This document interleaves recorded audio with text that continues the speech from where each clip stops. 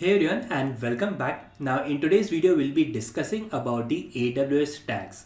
Now in a very simplified definition, a tag is a label that you assign to an AWS resource.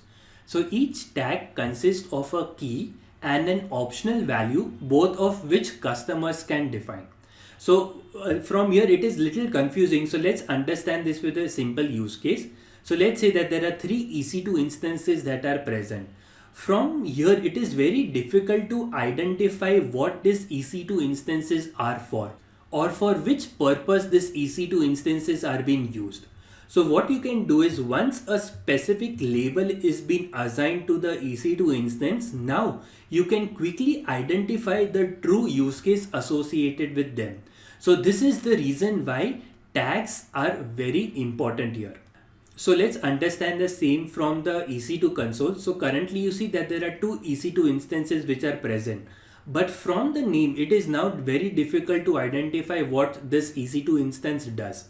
So it is very important that whenever you launch a EC2 instance, you should tag it. So let's go ahead and do that. So I'll go to the tags and let's add a tag over here. So I'll say name and I'll say payment tab. Once done, you can go ahead and do a save.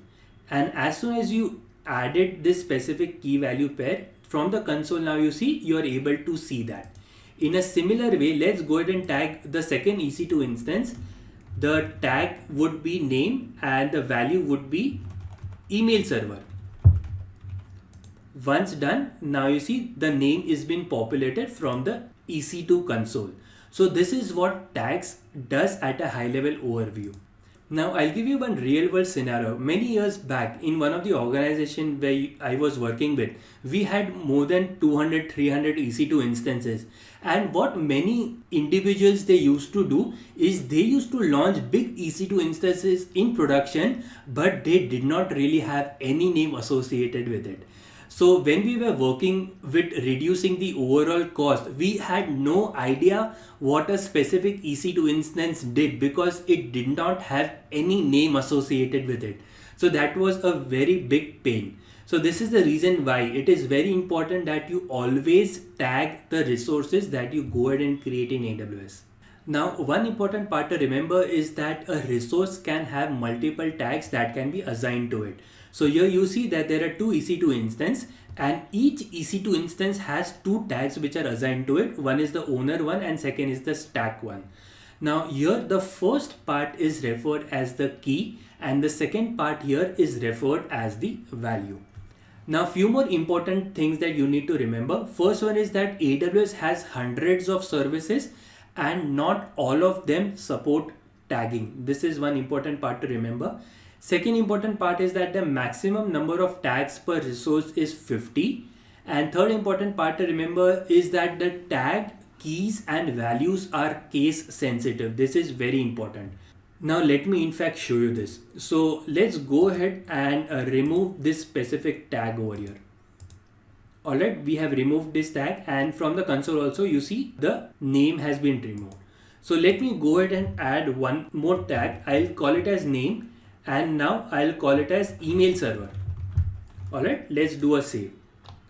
So even on a refresh you see this specific tag is not populated over here, primarily because of this case sensitivity over here. So tag keys and values are case sensitive since we have a small n over here, but on the console it is requiring a capital N. This is the reason why it is not being populated. So as soon as you change it to capital N and you do a save, you'll see now it is being populated. So this is one important part that we need to remember. Now before we conclude, there are two important use cases associated with tags that we need to remember, primarily because most of the organizations where you will work with, these two use cases would be implemented in some manner. So the first important use case is associated with billing. So tags can be integrated in billing and that allows customers to understand their AWS bill in a granular way. So we can understand this with a diagram here. So here you will see that you have a total cost and associated with it are certain tags. Now from here you can quickly identify that a resource which has these specific tags has consumed this much amount of cost. So you have a owner of DB admin, owner of systems engineering, and so on. So from here, you can quickly identify that DB admin has this much amount of resources that costed this much amount of money at the end of the month. So I'll give you one example, because I used to work into the security team and we used to have a specific budget in a quarter. So that budget would include all the resources that we create. So if we have 10 EC2 instances that are running as part of AWS, that instances should not exceed the budget that was allocated to the security team. And any resource that we used to create in AWS, that resource had a tag where the owner was the security team. So the finance team at the end of the month, they would always verify whether the security team is within their budget or not. So this is one important use case. Now there are a lot of interesting stories here. I'll give you one example, because in security team there were a few interns who had joined, and what they used to do is that they used to launch the EC2 instances for the security team, but they used to tag a different team altogether. So they used to tag a SysOps team within the EC2 instances. So at the end of the month, the bill went to the SysOps team instead of the security team. So a lot of funny things that you will typically see whenever you are implementing the cost allocation tags within our AWS. Anyways, so let's jump into the second important use case for tags, that is the IAM. So tags can be used with IAM to control the access to the resources. So this can be better explained with this use case here, where we only want the Alice user to delete resources which has a tag of ENVS development.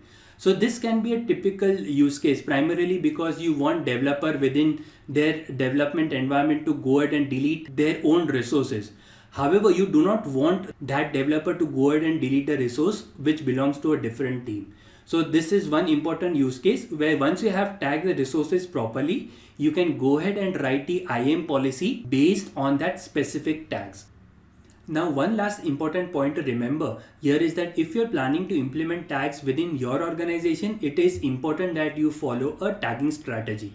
So it is important to have a consistent and effective tagging strategy. So we can understand the importance of this with a simple example.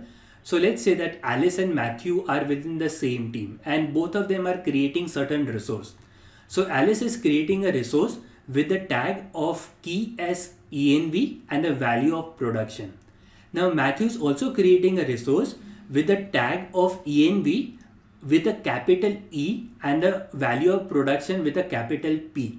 Now we already know that the tags are case sensitive, and if you have such inconsistencies within the naming convention, then the overall access control as well as the billing related aspects will be difficult to manage. So it is very important that both the Alice and Matthew should know that if they have to create a resource, they should have a proper naming convention where everything is within the small letters. So any naming convention depending upon your organization.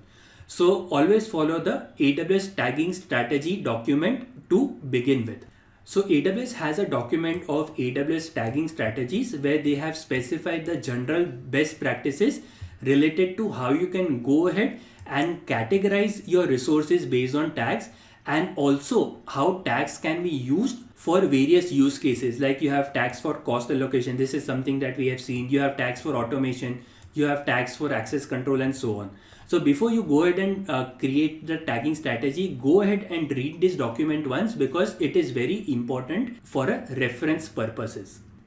So that's the high level overview about the AWS tags. I hope this video has been informative for you, and I look forward to see you in the next video.